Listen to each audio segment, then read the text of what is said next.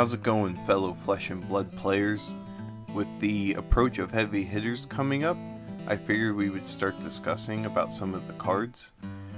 Today I'm going to discuss about the heroes, their abilities under their cards, and a little bit about the lore as well. So as you can see here, we have Kasai of the Golden Sand.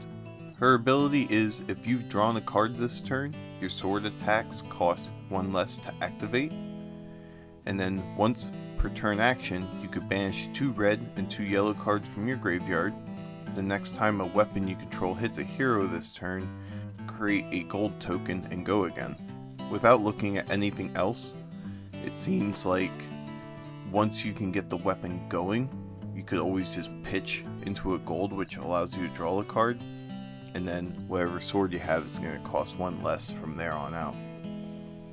We will take a look at her weapon as well, which is the Centauri Sabers, and as you can see, it only costs 1 to attack, so attaching that to her ability, once you can start producing a gold every turn, you can just draw, swing, draw, swing, draw, swing.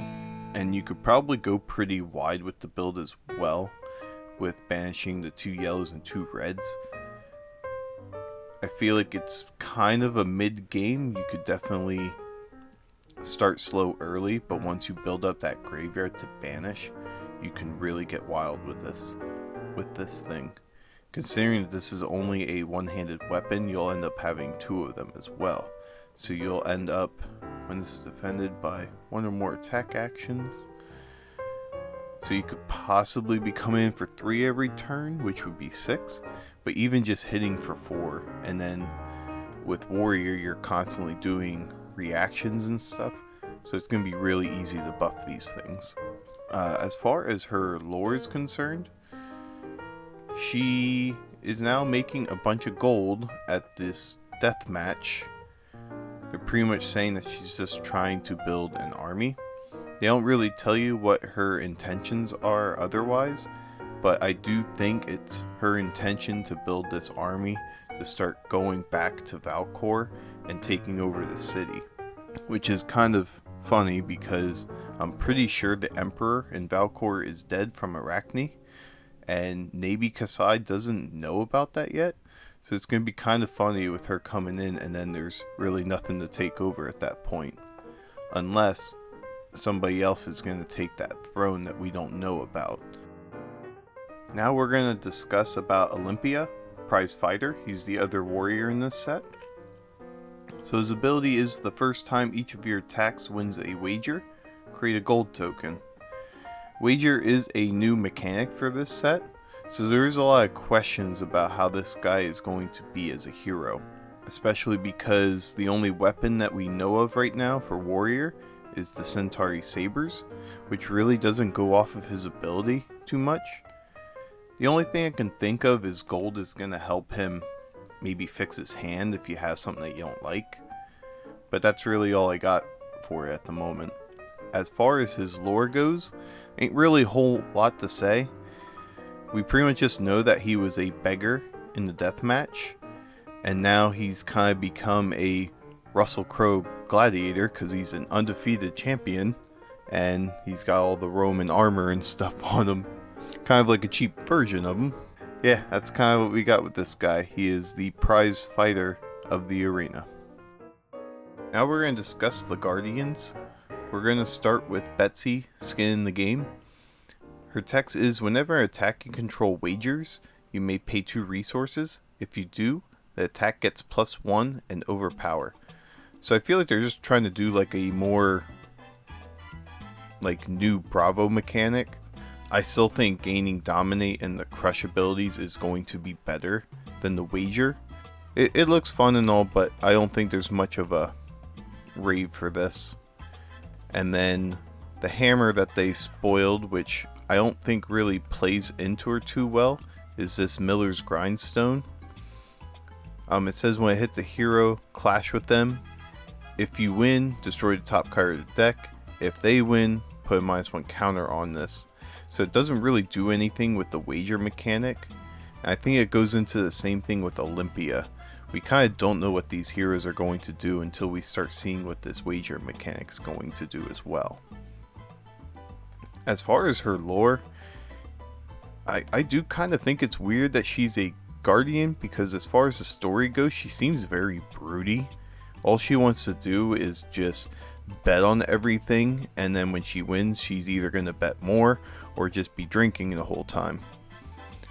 And all she wants to do is kind of smash face.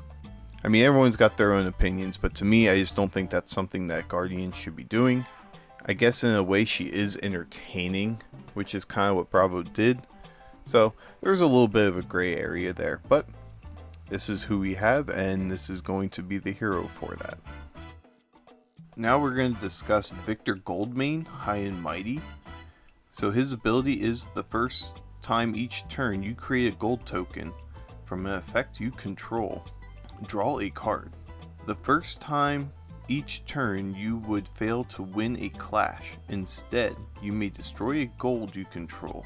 If you do, put one of the revealed cards on the bottom of its owner's deck, then clash again. I feel like this is just an insane card. Not only are you drawing cards from this, you're also going to be able to decide what your opponent's going to be drawing into from top of deck, which kind of throws in a control aspect. The weapon we have here is more for him, I believe, the Miller's Grindstone. When this hits a hero, clash with them. If you win, destroy the top card of their deck. If they win, put a -1 counter on this. This, with his ability text, allows you to possibly bottom deck 2 of their cards. Oh, not even. One would bottom it, and then the other would destroy top card, which is pretty crazy. Now, as far as his lore, which I actually found really interesting, so he's actually from northern Solana, and I wouldn't say that he is a guardian, but more of an evil type of guardian.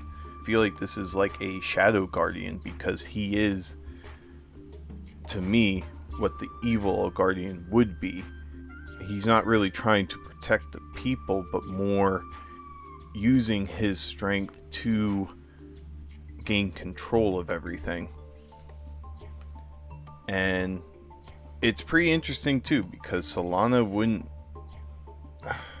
well, I don't know if Solana would care about something like that, but because of his massive wealth and greed, he's kind of trying to spread his reign, more or less. It does say something about the Northern Kingdoms. I don't know if he was the son of the ruler of that or not, but if he was, then that's kind of what he's trying to do.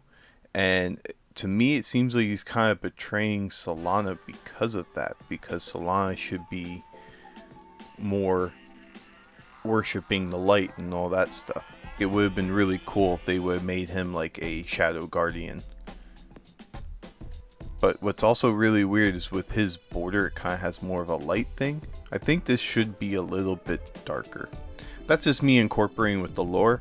As far as the card, it is an awesome card, and I do feel like this guy is going to do something in the meta for sure. Now we're going to discuss the brutes, which I think is kind of the highlight of this set. We're going to start with KO, Armed and Dangerous. So his ability is you have 1 weapon zone, because he only has 1 arm now.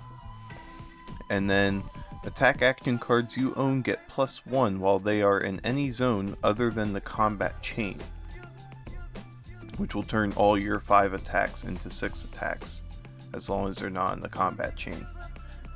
The first time you discarded a card with 6 or more attack during each of your action phases, create a might token. So this opens up a lot of doors for Brute, and I do think he's gonna be an interesting card to work with. I don't think they have a weapon for Brute yet. I feel like they're gonna end up doing the Mandible Claw, especially since KO has it in his art. His lore's pretty interesting as well. So apparently he was after some prized prey in the Savage Lands, and they don't describe in detail, but it was that prey that ended up taking his arm before he defeated it. And then the people from the arena ended up finding him because he was on the verge of death. Ended up capturing him, which I actually think kept KO alive. Because I think if he would have still been there in the Savage Lands, he probably would have been killed. And now that he's in the arena, he's just smashing face and doing what brute people do. And the last hero we're going to discuss here is Rhinar, Reckless Rampage. So his ability is whenever you discard a card with 6 or more attack during your action phase, Intimidate. So this is just a reprint, so we all kind of know what he does already. He's just going to get some new cards and it's going to be pretty nasty. His lore doesn't have too much about it. He pretty much just wandered north from the Savage Lands, noticed the arena, and since he's been the beast of the Savage Lands, he decided to take up a new challenge and see what he can find at the arena and see who he can take down and just break face.